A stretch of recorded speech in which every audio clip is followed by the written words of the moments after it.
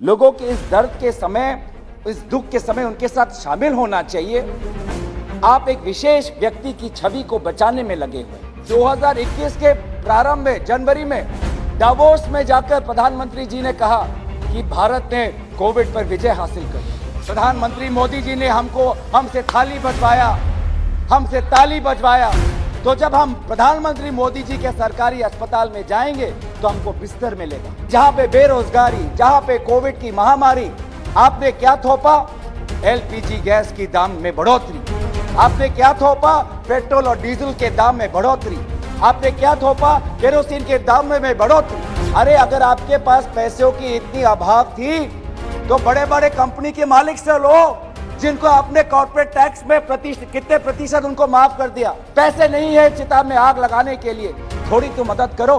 अरे आपके पास पैसे की इतनी कमी है तो कॉर्पोरेट पे टैक्स बढ़ाइए, गरीब पे क्यों टैक्स लगा रहे हैं आप? आज डर और तनाव का माहौल है, लेकिन आप जिस प्रकार से छाती फैलाकर हंस हंस के प्रधानमंत्री मोदी जी का जय जय गान कर रहे हैं, ये गलत है। आज भी 2 टीका लगने के बावजूद भी आपके ही समष्टि में, आपके ही क्षेत्र में लोगों की मृत्यु हो रही है। वो बूढ़े हो सकते हैं, वो जवान हो सकते हैं, लेकिन लोगों की मृत्यु आज भी हो रही है। ये सच्चाई है। लेकिन मुझे बहुत अफसोस होता है कि सरकार आज जिस समय लोगों के प्रति सहानुभूति दिखानी चाहिए, लोगों के इस दर्द के समय, इस दुख के समय उनके साथ शामिल होना चाहिए, आप एक विशेष व्यक्ति की छवि को बचाने में लगे हुए हैं। आप अपनी ही छवि और अपनी ही पीठ को थपथपाने में लगे हैं। क्या आप भूल गए दूसरी महामारी में जब दूसरा लहर आया तो क्या स्थिति थी?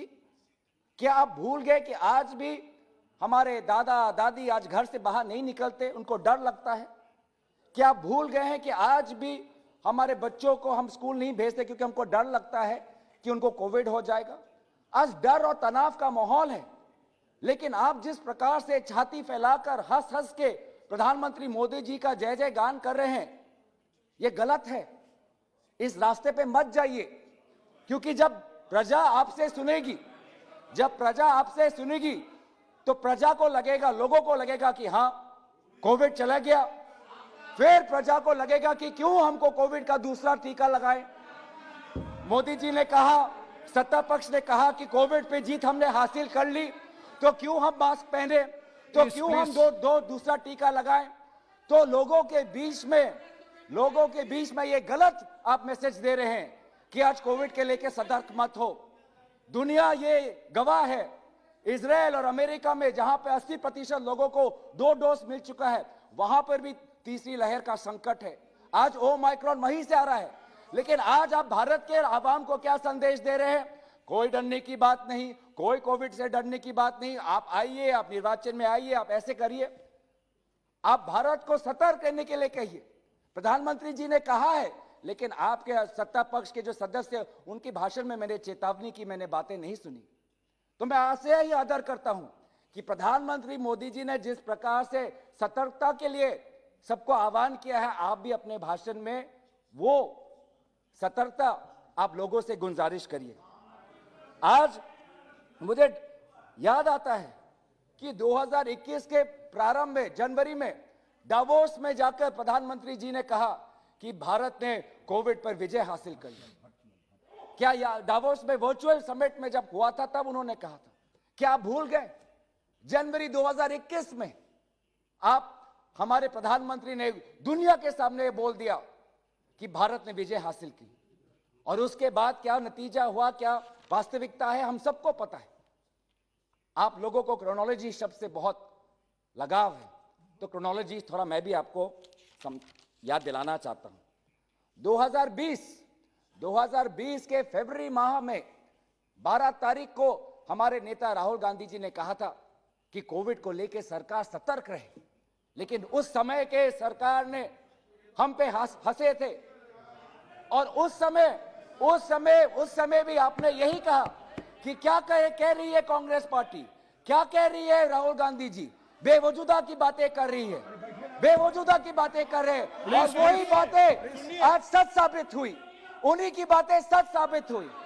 मैं क्रोनोलॉजी पे आता हूं। जब 2020 के सितंबर में 2020 के सितंबर में राहुल गांधी जी ने कहा कि वैक्सीन पे ध्यान दीजिए, भारत को के लोगों को वैक्सीन दीजिए, वैक्सीन का कवच दीजिए। उस समय भी आप लोगों ने यही आरोप हम पे लगाया कि क्या बात कर रही है कांग्रेस पार्टी, क्या बात कर रहे राहुल गांधी जी, क्यों लोगों के बीच में डर फैला रही है। लेकिन अगर आपने हमारी बात सुनी होती तो जिस समय भारत के लोगों को वैक्सीन की जरूरत थी, आज वो उस समय आप वैक्सीन विदेश नहीं पहुंचाते। जिस समय हमें अपने देशवासियों को वैक्सीन देना था, आपने वैक्सीन बाहर दूसरे देशों को दी। आज आप आर्थिक व्यवस्था पे जोर दीजिए, आर्थिक व्यवस्था पे जोर दीजिए, क्योंकि कोरोना और लॉकडाउन के कारण जो आर्थिक व्यवस्था पे प्रभाव पड़ेगा उसके लिए हमें तैयार होना है। उस समय भी आपने यही आरोप लगाया कि डर फैला रहा है राहुल गांधी, झूठ बोल रहा है, अफवाह फैला रहा है। फिर क्या हुआ नतीजा? पिछले साल 10% हमारी जीडीपी घटी। आप जाइए अपने गांवों में, आप पूछिए, मेरी बात मत मानिए, आप अपने ही गांव में जाके अपने लोगों से पूछिए क्या बेरोजगारी कमी है या बढ़ी है। क्या जिस समय जिस तरीके से कोविड से पहले उनका व्यापार चल रहा था, क्या आज चल रहा है? आप पूछिए अपने घरों में जो लोग काम करते हैं, आप उनसे पूछिए कि पहले उनके घरों में 2 व्यक्ति की नौकरी थी, आज 2 में से किसी एक को नौकरी का सुविधा मिल रहा है और एक व्यक्ति पूरे अपने आमदनी पर अपना घर चला रहा है। आप शायद इन बातों को नजरअंदाज करें, पर मुझे विश्वास है कि जो आज की वास्तविक हालात है, वो उस हालात को मैं आपके सामने प्रकाशित कर रहा हूं।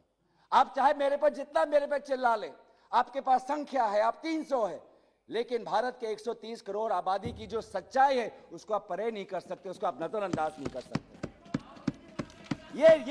इन लोगों ने आपको चुना है, इन लोगों को आपसे अपेक्षा है कि जब महामारी आएगी और हम सरकारी अस्पताल में जाएंगे तो कोई हमारा ख्याल रखेगा। प्रधानमंत्री मोदी जी ने हमसे ताली बजवाया, तो जब हम प्रधानमंत्री मोदी जी के सरकारी अस्पताल में जाएंगे तो हमको बिस्तर मिलेगा, हमको वेंटिलेटर मिलेगा, हमको ऑक्सीजन मिलेगा, हमको दवाई मिलेगा, हमको डॉक्टर मिलेगा। और क्या हुआ? कोई नहीं भूला मां गंगा के गोद में वो लाशें जो बह रही थी, कोई नहीं भूला जो गंगा नदी के तट पे जो सुलगती हुई जो सारे वो चिंगारी थी, हमारे ही चिताएं थे, हमारे ही युवा कांग्रेस ने ऐसे 500 व्यक्ति जिनकी कोविड के कारण मृत्यु हुई थी, उनको जल विसर्जन, उनके अस्थियों को जल विसर्जन कराया। आप बैठिए please don't interfere please.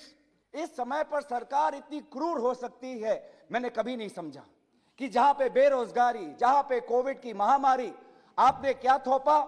LPG gas की दाम में बढ़ोतरी। आपने क्या थोपा? पेट्रोल और डीजल के दाम में बढ़ोतरी। आपने क्या थोपा? केरोसिन के दाम में बढ़ोतरी। क्या यह समय था? क्या यह समय था कि आप गरीब से आप पैसा ले? क्या यह समय था कि आप गरीब से आप पैसा लेकर और फिर यह तर्क दे कि हमने वैक्सीन दिया? अरे अगर आपके पास पैसों की इतनी अभाव थी तो बड़े बड़े कंपनी के मालिक से लो, जिनको आपने कॉर्पोरेट टैक्स में कितने प्रतिशत उनको माफ कर दिया। अगर सरकार के पास पैसे नहीं थे तो वह बड़े बड़े अरबपतियों से लेते, जिसका कर्जा आपने पब्लिक सेक्टर बैंक में आपने माफ किया। लेकिन पैसा आपने किससे लिया? पैसा लिया अपने किसान से, श्रमिक से, बेरोजगार और परिवारों से। पेट्रोल और डीजल के पैसे में आपने बढ़ोतरी कर आपने अपनी जो कोविड की वैक्सीन है वो ये तर्क दिया कि हमने कोविड की वैक्सीन खरीदी। आज ये है स्थिति, आज सचमुच मुझे आश्चर्य होता है कि आज वेंटिलेटर को लेकर आज काला बाजार चल रहा है। वेंटिलेटर को लेके आज पीएम केयर्स को फंड को वेंटिलेटर्स को लेकर हमारे शिवसेना के आदरणीय सदस्य ने कहा ही है। गुजरात में हमने देखा है कि वेंटिलेटर्स को लेकर कैसे लोगों के बीच में आज एक तनाव है, एक शंका है। क्या करेंगे आप? क्या करेंगे आप उन लोगों पर? क्या कानूनी व्यवस्था लेंगे उन लोगों पर जिन्होंने वेंटिलेटर्स को लेकर, दवाई को लेकर उन्होंने घोटाला किया है? कहां है आपकी निष्ठुर, आपकी व्यवहार? मैं मांग करता हूं, आप बताइए, आज आप बताइए कि आप गरीब से आप पैसा लेते हैं, लेकिन सेंट्रल विस्तार में आपके पास पैसे खर्च करने के लिए पैसे हैं, उसके लिए पैसे हैं, लेकिन गरीब को जो आज आर्थिक मदद मांग रहा है आपसे, गरीब आपसे कह रहा है कि सरकार मेरी बात सुनो, आज मेरे घर में बेरोजगारी बढ़ी है, मेरे पिता जो नौकरी करते थे आज उनकी वो चले गए, वो गुजर गए हैं, मेरा बेटा जो नौकरी करता है वो गुजर गया है, आपने मेरे पे पेट्रोल और एलपीजी गैस के दाम बढ़ा दिए हैं, मैं तब भी झेल रहा हूं, जूझ रहा हूं, जी रहा हूं, संभाल रहा हूं अपने घर को, अपने जिंदगी को, लेकिन थोड़ी तो मदद करो, थोड़ी तो मदद करो। लाखों के रुपए मैंने खर्च किए अस्पताल के बिल में, पैसे नहीं है चिता में आग लगाने के लिए, थोड़ी तो मदद करो। यही तो मांग हमारे दल के नेता राहुल गांधी जी कह रहे हैं कि जिन परिवारों में कोविड के कारण किसी की मृत्यु हुई, क्या सरकार उनके पास देने के लिए क्या 4 लाख भी नहीं है आपके पास? अरे आपके पास पैसे की इतनी कमी है तो कॉर्पोरेट पे टैक्स बढ़ाइए, गरीब पे क्यों टैक्स लगा रहे हैं आप? पेट्रोल का टैक्स, डीजल का टैक्स, जीएसटी का टैक्स, यही मांग है। क्या ये मांग जायज नहीं? क्या ये मांग जायज नहीं कि बेरोजगारी और मूल्य वृद्धि, इन्फ्लेशन के दौरान, कोविड के महामारी के दौरान चिकित्सा जिसमें नहीं मिल रही, आज लोग आपके हाथ फैलाकर, झोला फैलाकर आपसे मदद मांग रहे हैं, और इन्हीं लोगों को नेतृत्व और इन्हीं लोगों के मांग आज राहुल गांधी जी आपके समक्ष रख रहे हैं। अफसोस की बात है कि जब विफलता की बात आती है तो इल्जाम लगता है विपक्षी दलों पे, जब विफलता की बात आती है तो इल्जाम लगता है राज्य सरकारों पे, पर जब श्रेय लेने का समय आता है तो श्रेय जाता है सिर्फ एक व्यक्ति को। यह कैसा नेतृत्व हुआ?